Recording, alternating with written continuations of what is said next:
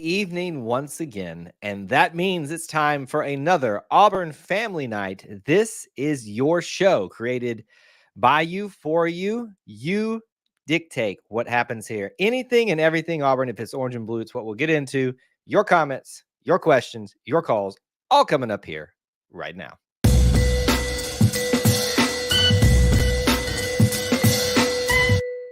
War Eagle Auburn family and a special War Eagle, and welcome to you, our E2C network family. Thank you so much for joining us, whether you're watching live, whether you're watching on the replay, however you got here, whenever you got here. Thanks for being here and hanging out with us to be part of the best little family within the Auburn family. As is always the case on Wednesday nights, this is an open mic night. This is my favorite show we do every single week. Been doing this since the dawn of time, back when the YouTube space for Auburn thing was a barren wasteland. And we still enjoy doing the same exact thing to this day. Just hanging out, talking together about anything Auburn, sports, culture, Auburn family stuff. It can be whatever you want it to be if you can relate it back to the orange and blue. That's what we'll get into. Your comments, your questions, your calls. So you guys get to dictate where this heads from here. A couple things that you can do to get the show started off on a good note. Make sure you smash that like button. It is a humongous help in helping the show get off to a great start. Lets people know that we're live, that they should join in. You can share it out on social media if you're watching like via Facebook or things like that. All those things are valuable to do. Also, let us know that you're here. Post where you're watching from in the chat. That's a very helpful thing to let us know kind of who's hanging out from where. I'd like to give big shout outs, especially those people that may be checking in for the first time and checking in from some, places out there like that we don't get to. We get to talk about the Alabamas, the Georgias, the Floridas, the close proximity out to Auburn. But when it's always a joy when we get to talk to people in Iowa, to Indiana, Montana, anywhere and everywhere in between. However you are checking in, we want to know where you're checking in from. You can access the show tonight. It is open mic night. You can use our call-in link starting now, provided to you by our friends at allthingsauburn.net. Check them out for a great place to stay when you're on campus, visiting for graduation, visiting for athletic events. Think allthingsauburn.net. The link is available at the very top of the live chat for YouTube. If you are on another format watching, you will have to come over here to YouTube to access that. But do not be shy. You can be on camera, off camera. Let's get into it and talk about all things Auburn, anything out there, Let's see here. We got 313 checking in. Mr. Thomas, Tyler, trying to get me to talk about something else. Devin, good to see you. Thanks for being here. And apparently John, which I have a feeling John is a person I know under a different alias, given the coordination amongst them, unless they just know what they're talking about together. But thanks for being here. Brian's here. Good to see you, sir. Thanks, everybody, for showing up early and hanging out tonight. And continue to invite people in on social media and by smashing the like button. Let me do what I call setting the table. I say that a lot on our TikTok live streams. But let me give you some things to think about. Obviously, we want to celebrate men's golf SEC championship. They know now where they're heading for NCAA tournament championship competition. Did I say SEC championship or NCAA championship competition? They are SEC champions. Women's golf knows that as well. So does the men's and women's tennis teams. I know baseball isn't doing outstanding right now. That's a nice way of saying it. Softball's been kind of up and down this year. The power sports for spring haven't been really holding us down, but we can definitely discuss those in some detail if you'd like to do so. Talk about football stuff, basketball stuff, transfer portal. The draft just happened. There is a wealth. Graduation. Anybody know anybody graduating from Auburn? There is a ton of stuff that we can talk about tonight. So do not be shy. Hop into the call in tonight, or you can drop comments and questions here. Devin says, we'll get us started. I'm kind of sad Coy Moore left. I was really hoping he would shine at Auburn. Good luck to him. Yeah, if you haven't heard yet, Coy Moore, whether I don't know that he announced that I haven't seen. I check out a little bit before these shows each Wednesday just for a little bit. And I don't know why I continue to do that because stuff continues to happen. You think I'd learn. Coy Moore is in the transfer portal. Now, Most of you are probably saying that's not shocking, right? He's been here for 2 years. He hasn't really done a whole lot than maybe what we expected him to do. And there's a wealth of young talent, new talent being brought in from the transfer portal. It stands to reason that if you've been here a while and you haven't found your way yet here, then if you're really wanting to maximize your opportunities, you go elsewhere. So I don't really fault him for making the decision to go. I hate it when anybody leaves. I really do. I hate it when they don't find their time here valuable anymore, which is what we live with in the transfer portal era. It's just the way things are these days. So that is very sad, but I think he will be better served elsewhere. It's also unfortunate because if I remember this correctly, I've tried to block him. Remember, he's the one that dropped the punt return that set up Alabama for the game-winning drive in the Iron Bowl, and he got a lot of flack for that. But sometimes we look for scapegoats and things like that, and we're a little too hard on people. So it's kind of one of those things. You look at Coy Moore. I always struggle with that name, by the way, as you can tell. So I won't have to say it anymore.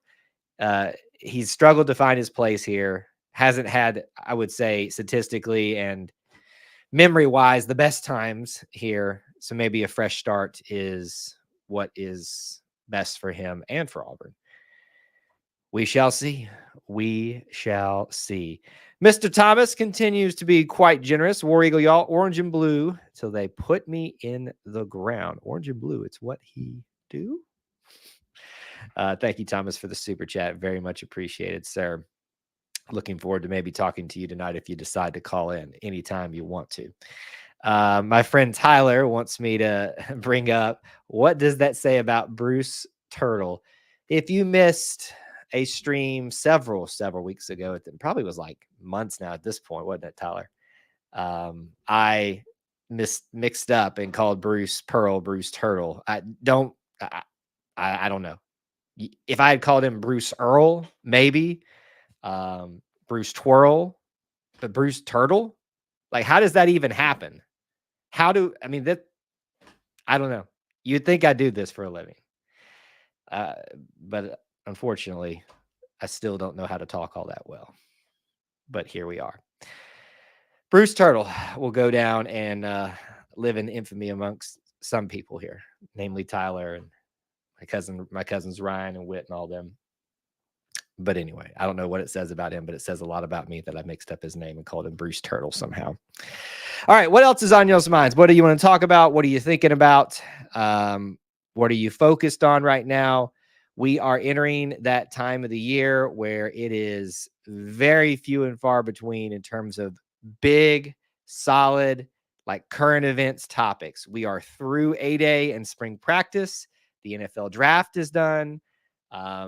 Everything's starting to slow down with transfer portal, basketball stuff. There's a few more things out there with football as well. So I know that's starting to kind of, and we don't have a strong performance by baseball or softball really to hold us over.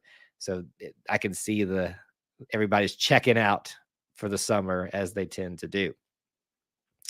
How many more players do we need to round out our basketball team?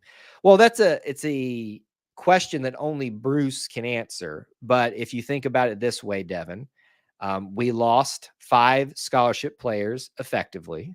So you lost Jalen and Lior, and then the 3 that decided to leave after that in the transfer portal, KD, Aiden, and Trey Donaldson, all have found their homes, I think. Yes. Yeah. So you got 5 spots to fill. You filled 2 of those automatically with the 2 coming in the transfer portal. You filled 1 spot with JP Pegues. So technically, you have 1 more spot that 2 more spots that were vacated that have to be filled. We've seen conversations around a point guard position, a high point guard potentially considering committing, whatever you may think about that. That one probably fills a spot, but I think you can anticipate 2 more additions to the roster because there were 2 spots opened up. Bruce does like to leave a scholarship open to give to a walk-on if they've earned it. Now, is it Chandler Lip? Chandler Leopard, who got it this last year, I think. And I think he's got one more year, so you could still leave him with that still and still have enough. I would say, to answer your question, expect 2 more additions to the team, probably at the point guard position and at a bigger guard position. How much bigger just depends on what Bruce wants in terms of his team. Good question, though. 313 Edit says, I was at the draft. Now, the draft was in Detroit, right? You were at the draft, like physically there? Is that what I'm hearing and reading, 313? Because if you were, that's pretty cool. I haven't met anybody that's ever attended the draft before. Well, why don't you call in and tell us about it? Tell it. Come on. I mean, I know it's not directly Auburn related, but we'll entertain it. In that light, how does everybody feel about the NFL draft Ds for Auburn? Does anybody had any thoughts about them? Look, I understand that you can take the negative slant on this. Oh, we everybody got drafted 5 round or below. We've been there. We've discussed that. But any other thoughts about like where you thought people were going to get drafted, who you thought may or may not? To me, it went about as clear cut as it could have in who got drafted, where there were some mixing and matching of players that I thought would have gotten drafted first versus others. So it just goes to show you that I'm no NFL agent or NFL draft expert, because I would have had DJ James going first overall, but very happy for Nehemiah. If you forgot, it was Nehemiah, Jalen, DJ, Justin Rogers, and then Marcus Harris, which I would have thought Marcus would have gone in the 6th round and before Justin Rogers. But again, shows you what I know. Cello from work, Big Simp says, thanks for checking in. Be safe over there. Don't get yourself in trouble. But thanks for checking in with us. It was fun at the draft, but it was very crowded, and you had to stand the whole time. Well, I don't know if you were an Auburn student, but you should be used to that. If you were, you stand the whole time in the student section, and boy, was it tough at times, especially when it was hot out. T-Dub says, odds we land the linebacker from South Alabama and Duke Williams. I'm going to use my way of answering this that I typically do, that I know sounds bad in some ways, but also boring to a lot of you. I don't spend a lot of time focusing on players until they get here. So I'm not going to give you a odds or anything like that, because I feel like as a fan base and just as a sports fan, we collectively focus on that a little bit too much. But what I will tell you is Auburn clearly needs Duke Miles, the point guard. They need a point guard position filled. To me, that seems to fit as long as he wants to. I did find it interesting that he tweeted out today trying to get some interest from Auburn fans, but then said hashtag not committed. Like, it's just a very interesting tactic. I'm not saying it's wrong. It's not what I would have done or recommended he do. But, it is what it is. But I think we have a spot open at point guard. He wants to take the next step at this level of basketball, arguably one of the best conferences, if not the best in some people's minds, in basketball this past year. Come on in. We got a spot available. Don't wait. Don't hesitate, because Bruce will find somebody, especially good at finding one of those diamonds in the rough. South Alabama linebacker. I haven't researched him enough to know if that's a viable thing, but there seems to be a lot of conversation around that, so I wouldn't be surprised if that happens. I'm really hoping, and I was going to talk about this towards the end of the show, but most of you who are regular followers or Conquer Club members probably know, because they're pretty active with us, know that I'm going to be on vacation next week, so we're not doing this next Wednesday. But I'm hoping like they'll get all the transfer portal stuff like today and tomorrow. Tomorrow and Friday announced, so I can have like a stress-free and not worry about missing anything week. That's what I'm hoping for. Probably not going to get it, because when have I ever gotten anything that I've wanted? WT, good for checking in. Tyler, you know exactly where I'm going to vacation. Don't even play. If you haven't figured out, Tyler knows me really well. Too well. Big Simp says Denver got a steal in Bo Nix. I have seen this played a couple different ways. There are people that will swear by Denver made a terrible choice. There are also people that swear by what you're saying, that Bo Nix was a steal. I think there's the higher potential for this to be a positive thing for both than there is negative. People have continuously underestimated Bo, and he continues to prove people wrong. I don't know Denver's needs. They lost Russell Wilson, I know that. And the one gripe that I have is that Jarrett Stidham continues to he's currently there, I believe, find himself in situations where he's not given a full chance to be a starter. But from my understanding, he comes in there and looks pretty good. Like, I'm not saying he's Tom Brady, but looks pretty good. But my hope is that as much as I'd like to see multiple Auburn quarterbacks out there in the NFL, that maybe this can be a nice connection to build because they followed each other at Auburn. In fact, Jarrett, I think, spent a lot of time with Bo in part of his recruitment process. And there are pictures of them together when he was finishing out in high school and Jarrett was about to leave. So to me, there's a nice little connection there. I hate that they're on the same team, have to compete against each other, but it could be worse. But Bo is back in the orange and blue, not the right shade. The Chicago Bears would have been a little bit closer, a little bit, but we'll take what we can get. Nice to see Bo getting an opportunity, though. Love that kid. Bama got a nice pickup in Phylon. Oates is a good coach. Yeah, I've said Nate Oates is a good coach. I don't have high opinions about his how do I say this without sounding too drastic? His character. But I don't know him personally, so I can't really make definitive statements about that. I have questions about it. But he's a good coach. I'm not going to ignore that. I'm not sure how good a person he is. But he certainly can coach and he certainly can recruit. And he continues to help the state of Alabama be one of the best in college basketball just because Auburn and Alabama both are doing so well right now with UAB, with South Alabama sometimes. Jacksonville State a few years ago, Samford this year, UAH is usually a smaller program that gets some attention. So really like what's going on in the state right now. He's like the LSU women's coach character-wise. Well, I don't know enough about her. I know Kim Mulkey, but I get to see the sound bites and the popular things that are said and mentioned about people like her. Or obviously, I pay a little bit closer attention to Nate Oates just because they're our biggest rival and stuff like that. So I'm a little bit more familiar and can stand on a more solid ground than Kim Mulkey. But I wouldn't disagree with that from what I understand about Kim Mulkey. I don't know that I think sometimes big personalities, we automatically assume that they're not great people. Sometimes it's the case. Sometimes it's not. We shall see. Any other thoughts about, I know switching gears, but we were kind of talking about this. Any other thoughts about the NFL draft in regards to Auburn? We obviously talked about the Bo angle there.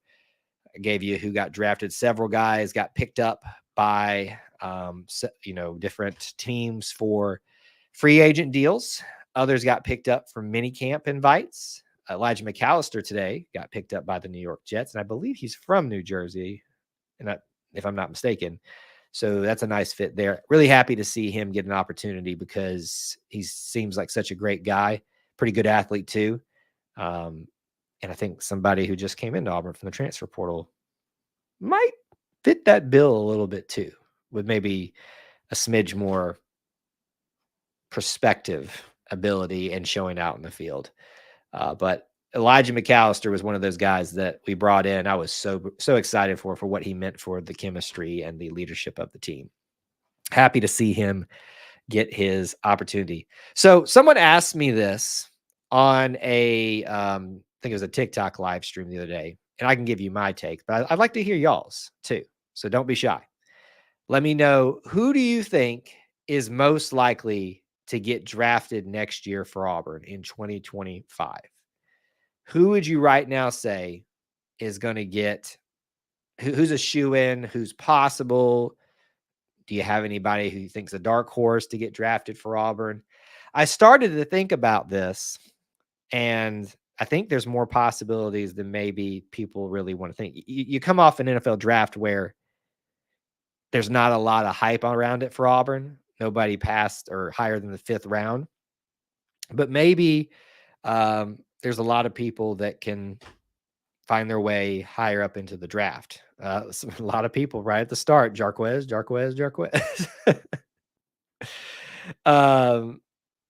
That's one. The first couple ones that I thought about were Keontae Scott. I think he'll get picked up. He'll be the one that continues Auburn putting defensive backs in the NFL, that streak we've got going right now. I think he will. If Eugene Asante can show 2 years in a row having just another outstanding year, I think he'll get drafted very low.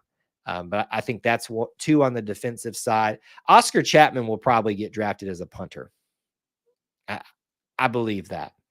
So that's 3 technically from the defensive side, even though one is special teams. Jarquez, I think, is a possibility. Not possibility. I think he will get drafted, probably low at this point. He could fight his way into the 2nd or 3rd round, maybe, with a great year. Jarquez, Rivaldo Fairweather, I think, will get drafted. If Keandre Lambert-Smith continues what he did from Penn State at Auburn, he should get drafted as well. So right there, we've identified 6 players minimum, offense, defense, and special teams, that are going to get drafted next year. I would say the one who has the best chance at this point to get drafted the highest feels like it could be Keontae Scott. If Jarquez has a really good year, maybe him. Rivaldo Fairweather, I'd probably throw his name out there too. I could also see a Jason Jones fighting his way into the draft as well on the defensive line. And I'm leaving some people out. I know I am. But there's potential there for a lot of these players in Auburn to have a more quantity-wise represented draft. Still maybe lower in the draft, but I think those are probably the ones that you want to discuss the most. Mr. from PU, War Eagle, good to see you. Tyler's just trying to stir trouble up by saying Peyton Thorne after his Heisman season. Now, what would be the most hilarious thing in the world is if he does have an incredible season and all of these arrogant, just over the top people who love to have a scapegoat and hate on someone online about who've been doing that towards Peyton Thorne and just having to watch them be silent and eat their words. It would be hilarious. It's not going to happen in terms of him having a Heisman season, but I think he can have a good season. I'm not going to sit here and try to be the opposite side and say Peyton Thorne's getting drafted right now. I don't think he's done enough to get drafted right now. Just my opinion. I'm a big Peyton Thorne proponent. But with hopefully an ever-increasing improved foundation of a team, especially offensively, that's going to help him and the rest of the quarterback room. But to say he will get drafted right now, I think is a little bit out there. To say it's an impossibility that he won't get drafted, that he will get drafted, is also pretty blatantly hyperbolic, if I do say so myself. But those are the names that I'm thinking of. Those are the ones that I'm focusing on. I think if you want to start talking about who has the best chance to make it into the first round, and I don't think there's anybody necessarily at this moment that can do that, you're probably looking at Keontae Scott or Lambert-Smith, the new guy from Penn State who was just brought in. So that's kind of my way too early outlook for the NFL draft next year. But since we were all focused on it this week and all that, I wanted to at least kind of get that topic out there and discuss it a little bit for you. All right. Phone lines are open. Don't be shy. Let us know if you're here and you want to join the show. Call in tonight. Hit that link up at the top. Oh, it's like on cue. On cue, I ask for it and someone appears out of the blue out of nowhere. So we'll take our first caller tonight. We'll say hello, and I'm sure he's got his notebook out. You know him, you love him. Mr. Thomas Man, but what's going on, sir? War Eagle, y'all, how y'all doing this evening? Good. What do you got down there in your name? What's the expectations? Interesting. You got a little thought-provoking thing for us tonight? What are the expectations of this season? Where are we now? We're in the dead period. Recruiting's almost done. Transfer portal's almost gone. Like, what are our expectations as Auburn Tigers fans for this year? I kind of want to know what everybody else got to say. Yeah, sure. Everybody in the chat, let's hear some expectations. I think you go automatically to what's your record prediction, things like that. But let's see if we can come up with a few more things about expectations. I'll throw one out to you to start, and I'm sure you've got a few as well. My expectation is that Auburn will have a receiver within 800 receiving yards this year. That's my expectation. I think 1,000's a bit of a stretch. Yeah. I feel like I'm pushing it as well with 800. But my expectation is Auburn needs a receiver in the 800 yard receiving yards for the season range. That's one for me. I would agree with that. I would lessen it to 700 and somebody with 400 and somebody with 300, kind of split that up, because we don't have a guy at all. We just don't. Like Keandre Lambert-Smith, he just came into the program. Everything I've been able to research out of Penn State says he's clearly your number 2 guy. Yeah. I'm okay with that. Yeah. I don't think we have to have that guy that's going to tear the top off and go for $1,000 this year. I think we need consistency, and that's what we've been lacking for how many years at receiver and all across the board. Like, we've just been lacking consistency. So if we can bring in the pieces to give us consistency, we can build off of it. And if we get a guy that goes for 700 yards and 5 touchdowns, I'm not mad at it. I like that.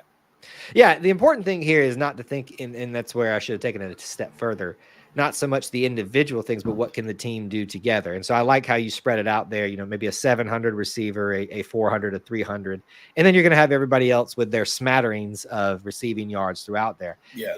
Here's the reality. We've got to have a more potent passing game. It can't just be one guy, because even if they go bonkers in the first 3 games, when you hit SEC play, they're going to be like, that's all they got. Lock him down. And what do the others do? Well, how many times have we watched? We just beat the crap out of Akron, Alabama State. We put up 600-something yards, and we put up 258, 270 against like an Arkansas that's struggling. Yeah. It's been happening to us, and we got to get over that hump. This might be the year that we can do it, but what are our realistic expectations of what this team can do?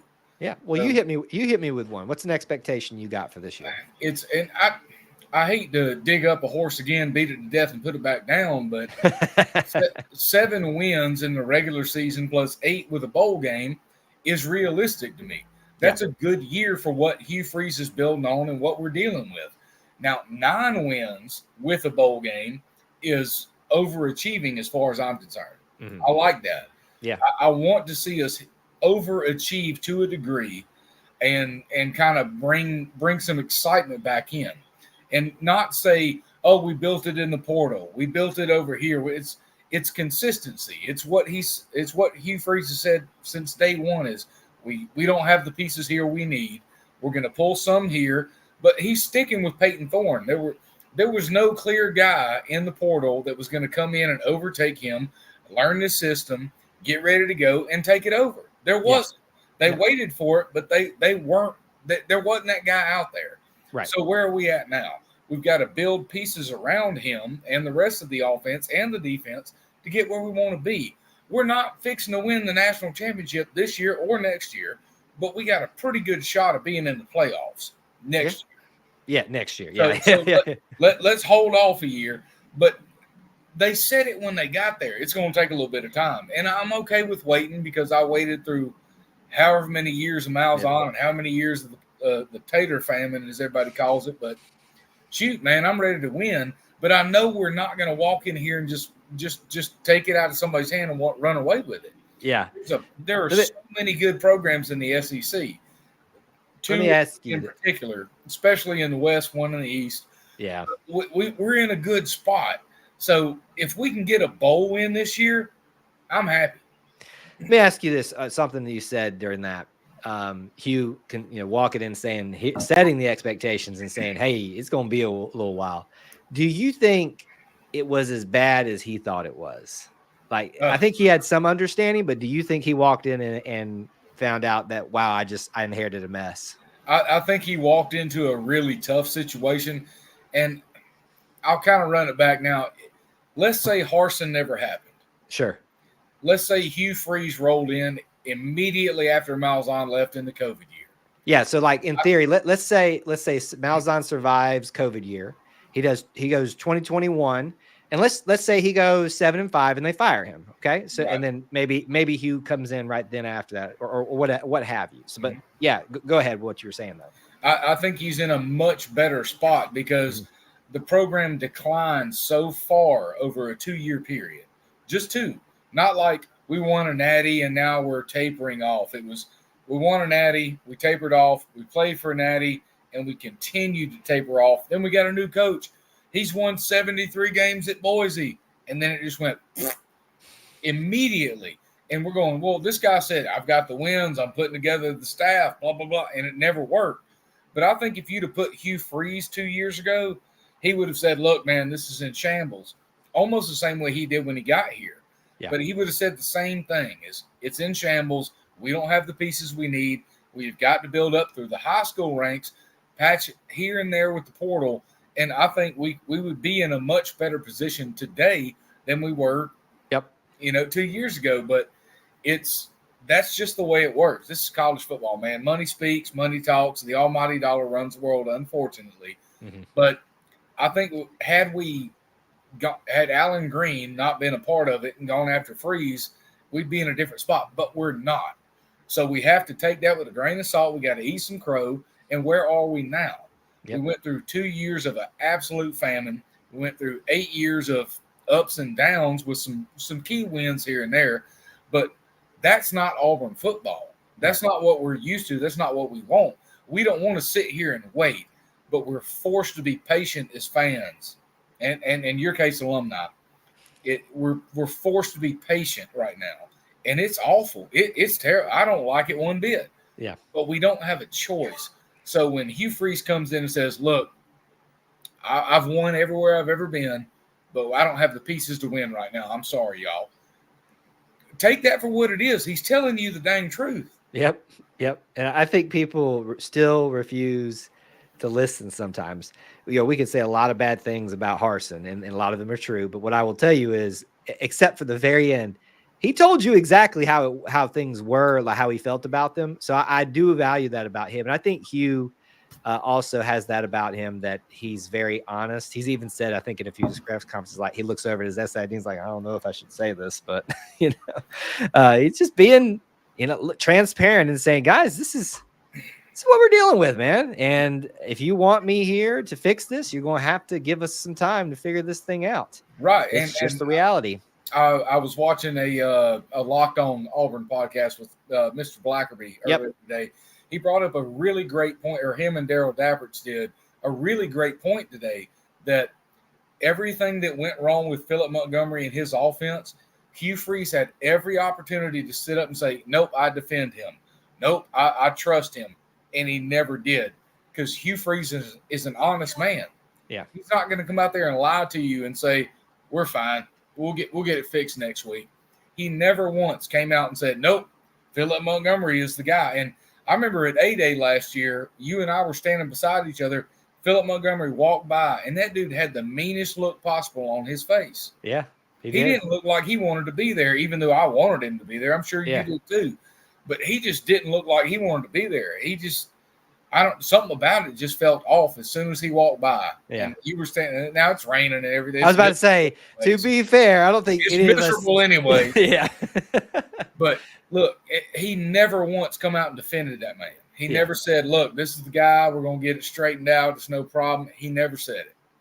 So he's not being untruthful with telling us we're not where we need to be. We got work to do. We've got things to accomplish, and we don't have the pieces here to accomplish that. Yeah. I'm okay with that. I love an honest head coach. I want somebody. I mean, as hate as how much to reference him, Coach Saban said they ran. And that's all the time we have for Thomas. I'm kidding. He's at that Georgia State game where they ran 300 yards on him. He said they ran through our blank like a blah blah blah with a tin horn. He was honest. He said, "Nope, we didn't do our job. The coaching staff didn't do our job. The players didn't do our job. It's not up to one position group or one player or one coach. It's an entire encompassing thing." It is. And Hugh Freeze came in and said, "We ain't ready." He did. All right. So on that topic of expectations, which you have set up for us here, you talked about the record, what should be expectations, but walk that out a little bit for me. So let's talk about teams. Who do you expect to beat this year? Just off the cuff, as quick as you can. Who do you expect to beat this year on the schedule? And I can give you a reminder if you need all the teams, but I'm pretty sure you've got most of them in your head. My expectations as an Auburn fan, and always will be, is you have to beat 2 of the 3. You have to beat either Alabama, Georgia, or LSU. Mm-hmm. You have to beat 2 of those 3. You have to beat both Mississippi schools. Now, again, conferences are going to change and alignments and all that. If you get a Tennessee, you can't afford to lose to an Eastern team, nor can you afford to lose to a Western team. Right. So we have to win LSU, Alabama, Georgia. We have to win 2 of those 3. We have to beat both of the Mississippi schools for me to say successful season. Yeah. And just reminder, we're not playing LSU this year. So that's not on. I forgot about that. I'm going to cook a jambalaya anyways. Dadgummit. So here's what let me say what you just said. So you got Georgia and Alabama as part of what you just said. Those 2, definitely. Let's throw Ole Miss into the mix this year, because I think I'm sorry, we're not playing them either. Oh, God, see, I even got confused by it second. This conference alignment stuff, realignment and schedule change things. It's got crazy. Me oh my goodness. Crazy. So let's say Alabama, Georgia, Missouri is this year. That's an away game. And let's just, I know most people, if you're listening to this in the future, are like, what are you talking about? How are they in the top 3? Well, I mean, they're going to be favored to be in the top 15, top 10 this year based on what they did last year and what they're bringing back. So let's say out of those 3, who can Auburn stand the best chance of beating? I know Missouri's on the road, and they've had a great past. And all 3 are on the road. They really have had a great. Missouri's been good. I'm not going to lie. I didn't have faith in Drinkwitz when he came in, right. But he's proved that nail biter we had his first year where there was a fumble and it went out of the end zone, blah, blah, blah. We should have lost that daggum game. We really should have. Mm-hmm. We didn't play like we wanted to win. We didn't. Circumstances surrounding. We weren't in that game, but we have got to go on the road and beat Missouri this year. Because Look at their track record. Look at the bowl games they've played in the last 2 years. Look how close they've played Georgia specifically the last couple of years, either at Georgia or at their own place. We've got to compete. We've got to win that. And we really, really need to beat Bama. Clearly, as Auburn fans, we have to. But that is a program defining is the goat's out, the boar's in, Freeze almost beat them, Harsin attempted to beat them, blah, blah, blah. We got to have that. And then Georgia is a different animal. Just we know what they're bringing back. We know what they're bringing in, but they change so often. Yep. Like there's just something about what Coach Smart does at Georgia that changes personnel so often and brings in these dogs, so to speak. But we've got to get past them. Mm-hmm. So if we lose at Missouri and beat Alabama and Georgia, I'm slightly upset, but I really want that road win at Missouri, and I really want that road win at Tuscaloosa or in Tuscaloosa. Hank Williams said it best, and I'll paraphrase: "Just send me to hell or Tuscaloosa County is about the same to me." We have to win 2 of those 3, and we're good. 2 of 3 ain't bad. That's what I was about to ask. You clarified there. So I was hearing 2 out of the 3, that's Auburn overachieving. Probably not just in those 3 games that we're talking about, but in the season. Because I think you look at it, Auburn is highly capable, possible, probable of winning their non-conference, of beating Vanderbilt. So there's that as well. I know, but that's highly probable. I guess technically are there 4 non-conference games this year? Yeah, no. Did we add the 9th? I can't remember. I think we still got the 4 non-conference because you got the 3 at the beginning and the 1 at the very end of the year. So 4 non-conference games. Vanderbilt, you're probably going to beat an Arkansas, I think, at this point, because I don't think the Sam Pittman experiment is going to last much longer. I never really bought into the hype that built around him. So there's 6 right there. Then it just becomes a question of, can Texas A&M get going? Can that oil money get them going back again? They're up against that pressure treated pine, baby. They are, and they ain't winning. Hey, that oil was getting smacked around by those 2x4s.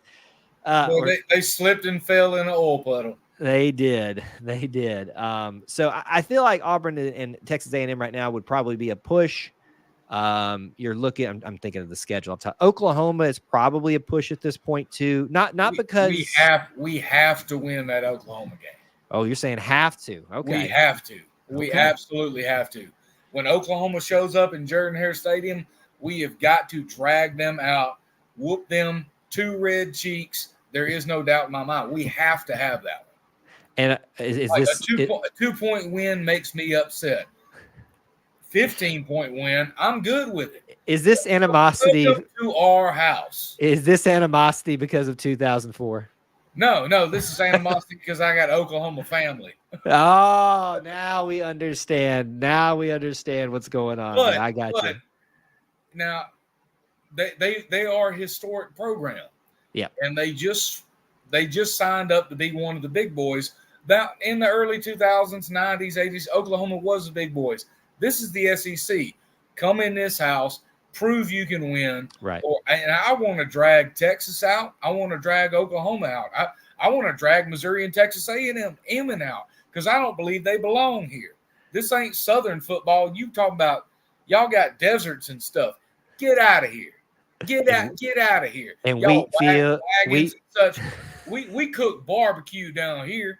Y'all out there running wagons. Get out of here. I want to drag every team west of Mississippi out of this league and get rid of them. I'd rather have Miami and Virginia Tech in the SEC than y'all. Wow.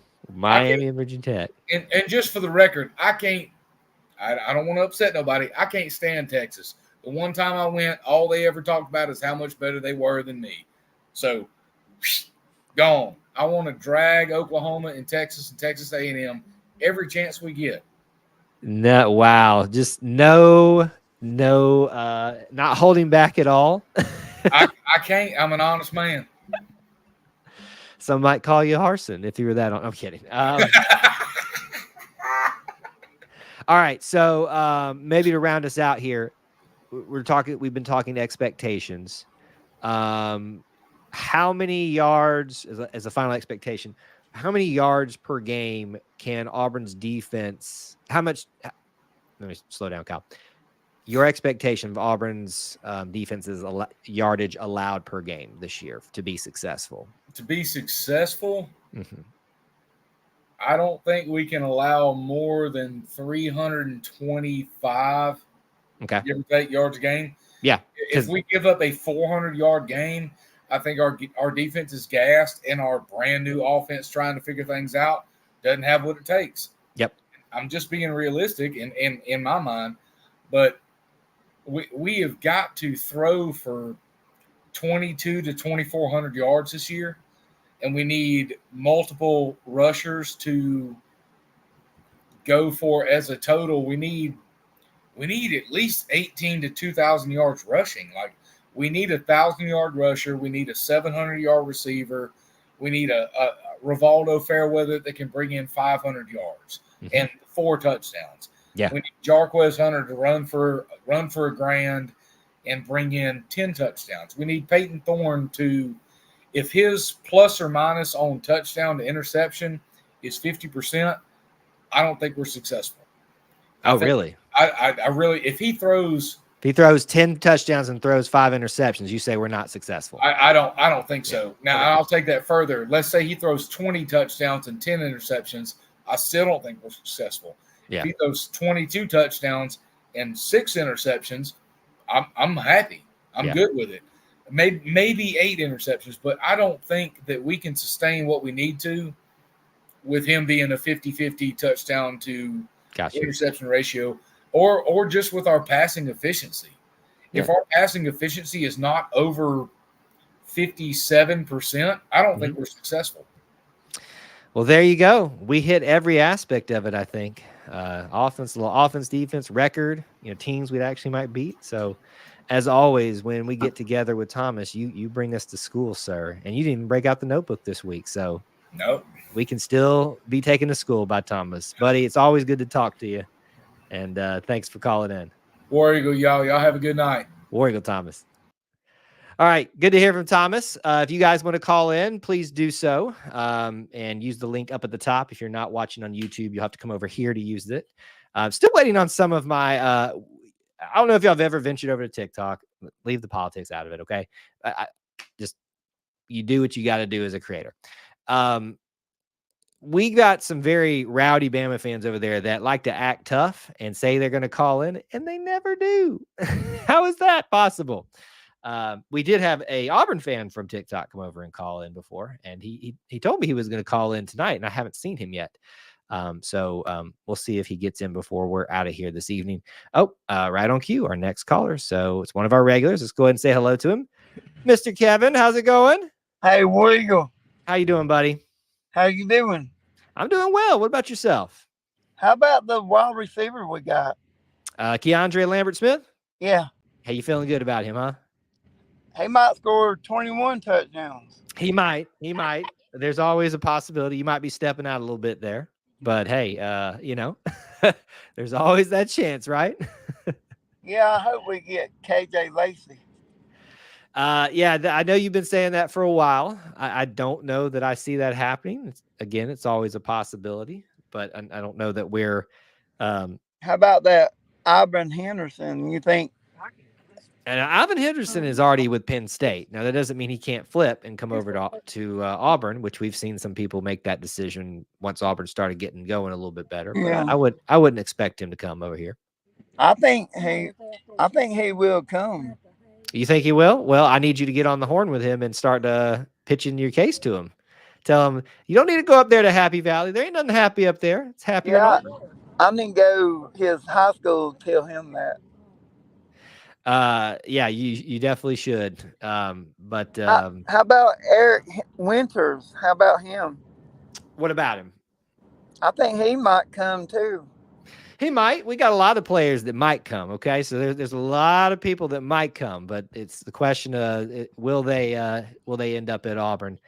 I get the feeling that we're about to have once the transfer portal stuff slows down, we're going to have a little slow time for commitments and things like that. Now, remember, Auburn's got a bunch of camps this summer, 7-on-7 camps, offensive lineman, defensive lineman camp, your traditional team camps. So you get to see, especially a lot of the local or in-state school kids in high school coming for, seniors and juniors. And so you might see like some juniors that like to get on this train a little bit earlier for 2026. How come they might commit?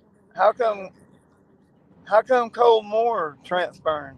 Coy Moore. Well, have you seen the wide receiver room lately? It's pretty full with lots of new talent. And so if I'm Coy Moore and I haven't really found my place on the roster quite yet, I might seek opportunities elsewhere. I'm not saying it's the right decision. I think we could probably look at it and say it probably is. But to me, this is a guy that sees kind of. What's that? Is Caleb Burton in the wide receiver room? I believe so. I think the only 3 left over from last year were Caleb Burton, Coy Moore, and Camden Brown. And so now that only makes Caleb Burton and Camden Brown. Camden, I want him to do so well, but he just hasn't done it yet. He's dropped a lot of balls that have hit him square in the hands, but he's so big and so, got such a wide wingspan. I want him to do better than do more than he's shown right now. How's What else you the got on your mind? how how's the field goal kicking looking? Did you watch the spring game? And that spring game to show you how good our kicking situation is going. We got a great punter, and we Yeah. are about as deep as we could be at field goal kicker in a long time, and that's saying something because Auburn has had good kickers for a long, long, long time. So we're doing just fine there. And I hope our running backs do good. Me too, buddy. I'm really rooting for Jarquez this year to kind of have a rebound year of sorts after taking a step back once he got the, got to take over for Tank Bigsby. But, we'll see what happens. There's other talented guys in that room too. How'd you feel about the draft? Did you watch the draft at all? Yeah, my favorite was Nehemiah Pritchett. Nehemiah Pritchett getting the first draft for the board. So let me ask you this, Kevin. We talked about this earlier. I don't think you were watching. Who do you think gets drafted from this year's team, if you know any of the seniors, next year? So like for the next draft. Luke Deal and Fairweather. I think Fairweather's a high possibility. Luke, I don't necessarily see him getting drafted. He could find himself into a free agent deal / mini camp invite, but I don't even know. I get the sense that he may want to do something else. How about Jason Jones?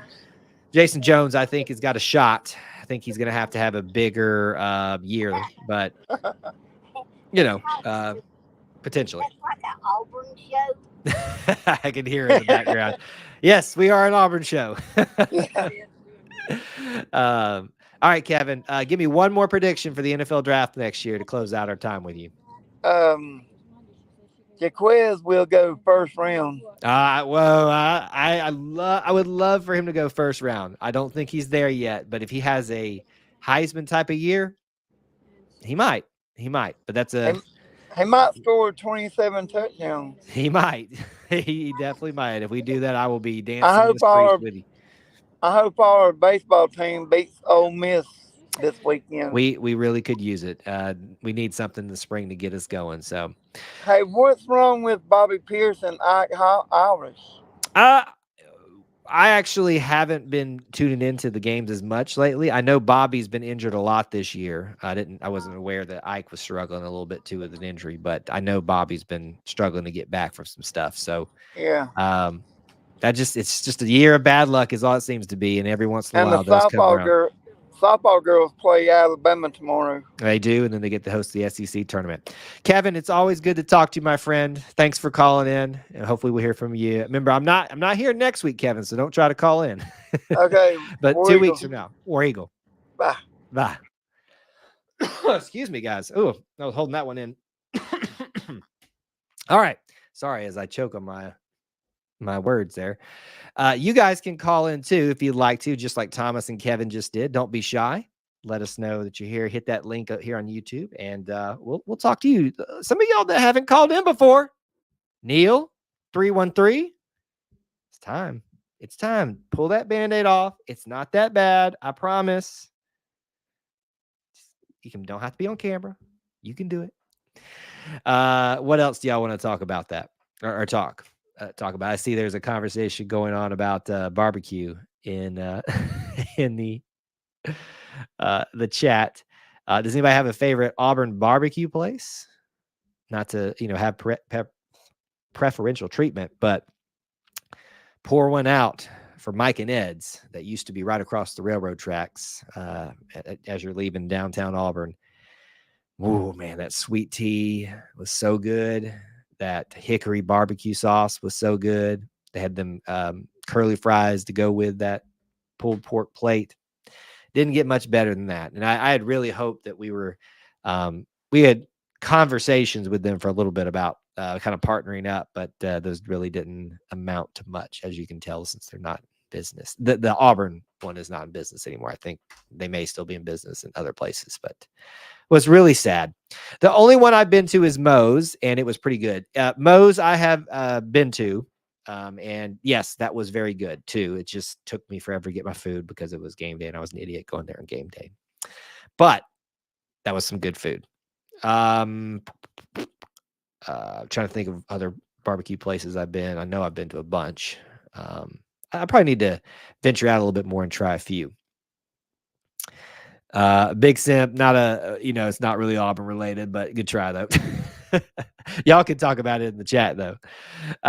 Can't wait to come back next year, Devin says, and try some more food joints. Can I just tell you right now, put it number 1 on your list? Sheila C's barbecue burger joint. I think it's burger joint or burger shack or something like that. Right next to Big Mike's Steakhouse. It's like this hole in the wall place. Like when you walk in, you will feel like you went to the wrong place. But so good. Sheila C's barbecue. I said it again. Burger joint, I think is what it's called. So put that on your list. If you haven't done Heyday Market, there's a lot of options in there. Pizza, like a panini type place. They got your traditional like Southern chicken fries and stuff like that. They've got poke, I think, which is like a bowl, Asian bowl type of thing. I think they got like a taco place in there. So put that on your list too, because it's Heyday Market. It's Auburn related about the Heyday event. So that's right across from the library. Well, adjacent to the library, right next to the University Hotel. A little expensive, but you can get free water there from a little spout thing if you don't want to spend money on the drinks. That should be on your list. Stacks downtown. Stacks downtown. I'm telling you, it's brunch, breakfast, and I am not the biggest breakfast brunch person, but I am for this place. Outstanding. Now, you may want to call ahead of your visit to see if they are taking reservations, because if you wait in line, you will have to wait for a bit. You go up and order your stuff and then you go sit down, but it's unique in how they do it. Knowing what I know now, I probably would have called ahead, but if you can't, that's fine. Just go. That's some, man. What else? I'm trying to think if there's any other. If you haven't been to Niffers, have you? Right? I don't think you've been to Niffers yet. Niffers. Take everything else I said out. Go to Niffers on Opelika Road. That has to be, because I know we went to Mama Goldberg's together. So throwing all that out there right now. I think Heyday had barely opened when we were there and we didn't get a chance to go. It's been on the list. Yeah, it's if you haven't been to Niffers, don't just forget everything else I said. Go to Niffers. Go to Niffers first. Love Niffers so much. In fact, I need to go there soon. I think the last time I was there was when was the last time? I know it was in the last year. Anyway, doesn't matter. Put that on your list. If anybody else has got any things that she needs to try or anybody needs to try, let us know. I'm always down for talking Auburn food. I haven't been to some of these high-end places like Hamilton's, 1716, a bar or a restaurant, and maybe both. I'm not much for the super expensive places, but those are options as well. I just wish we still had Mike and Ed's and barbecue. Oh, you need to go to, if you want another breakfast option, go to, Byron's Smokehouse.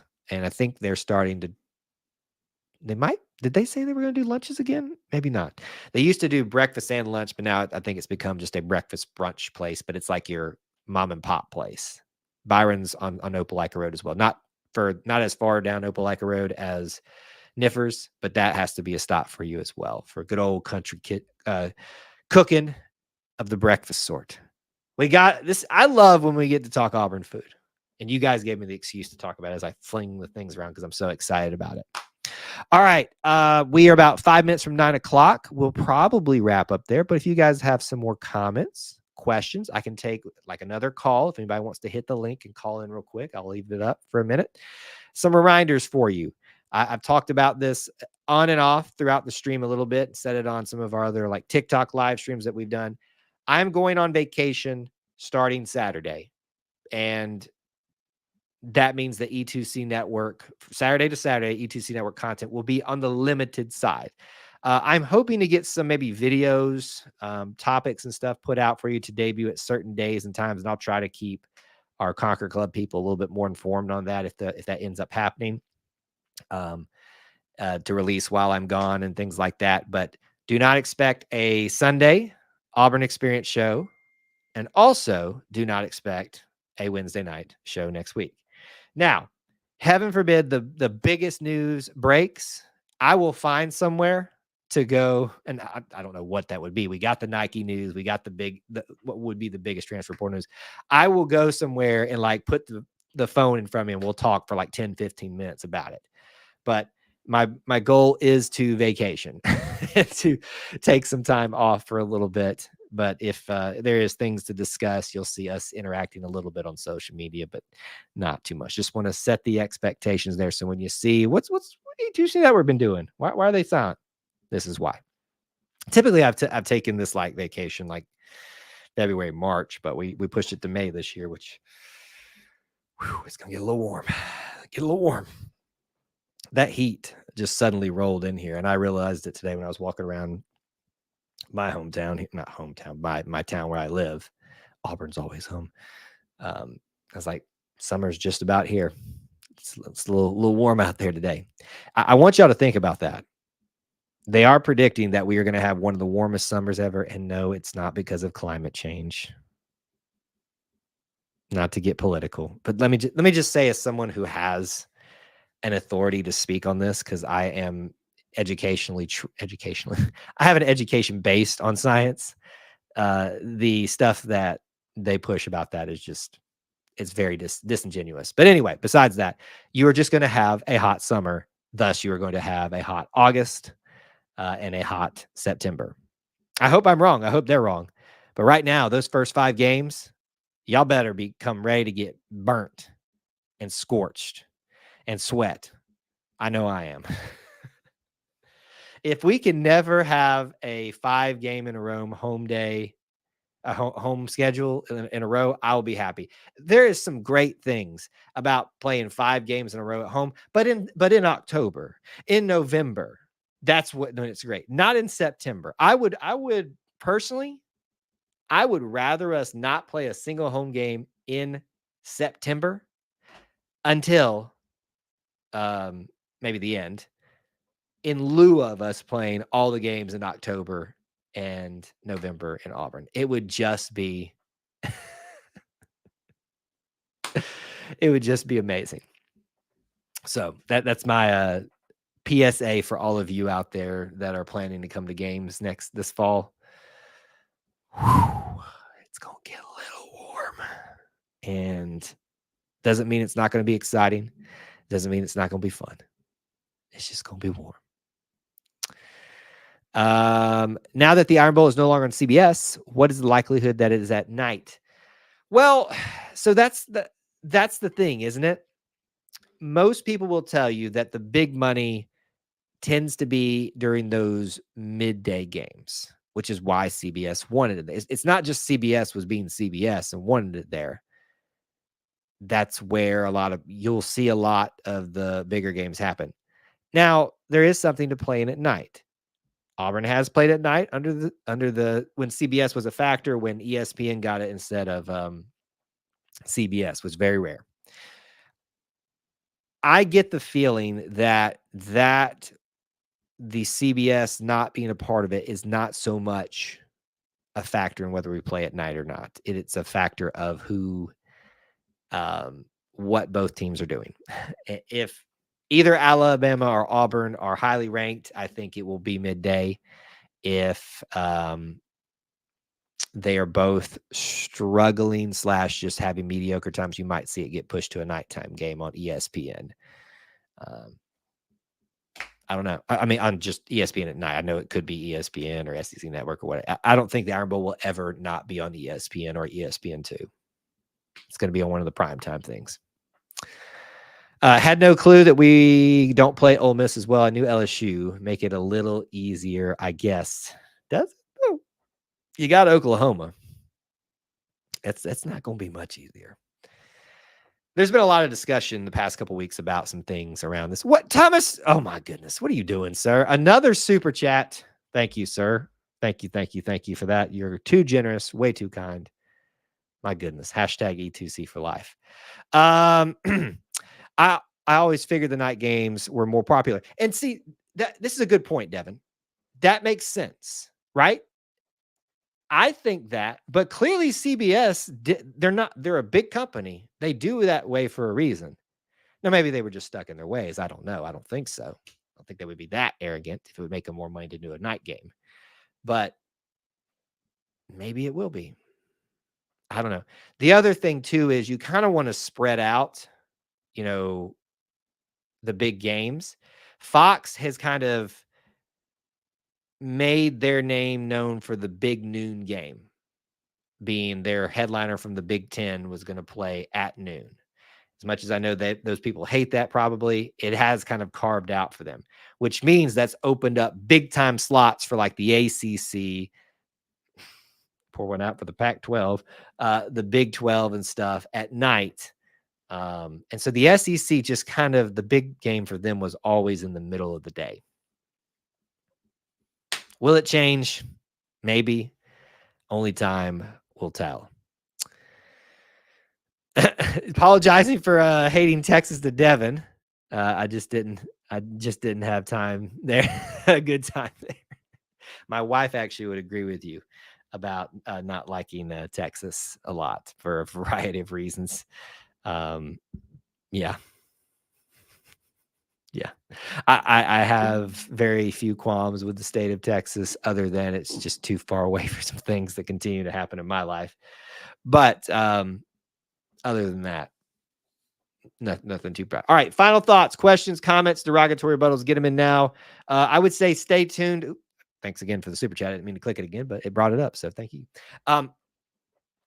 Maybe we're going to get one of these transfer portal situations that have kind of been out there figured out over the next 2 days. I'm really hoping so it doesn't happen over the weekend or next week while I'm on vacation.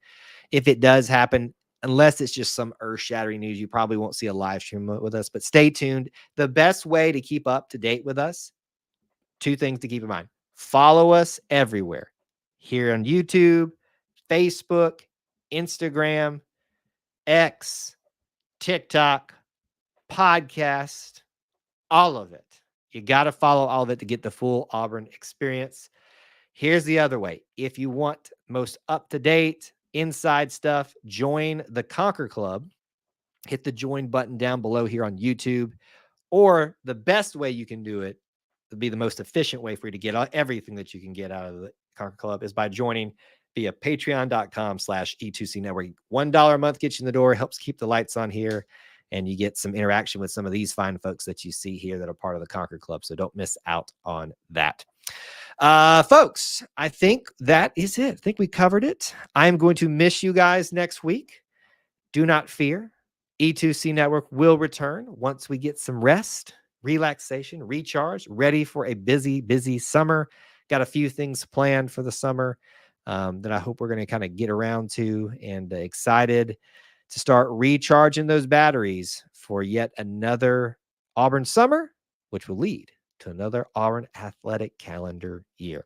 Thank you guys for hanging out with us, being part of our little family within the Auburn family. And you are the best little family within the Auburn family. Till I talk to you again, War Eagle.